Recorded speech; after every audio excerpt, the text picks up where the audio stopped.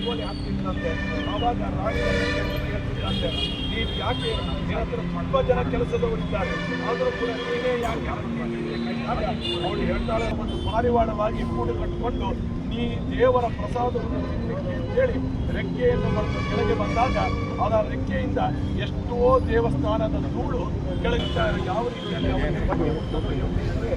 ಹಾಗೆ ನಾವು ಯಾವುದೇ ಜಾಗದಲ್ಲಿರಲಿ ಅದರ ಫಲ ನಮಗೆ ಸಿಗ್ತದೆ.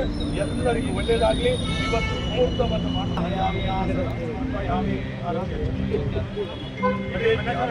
ಸಮಸ್ತ ಮನೋಮಹಾನ ಮಹಾನೀವೇ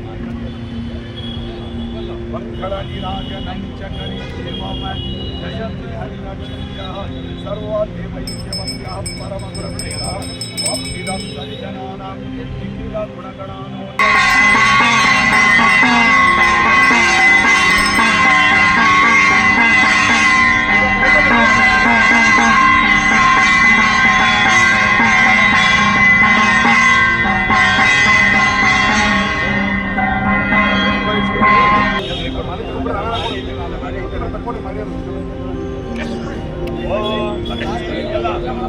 ಎಲ್ಲ ಅಕ್ಷತೆ ಇಟ್ಕೊಳ್ಳಿ.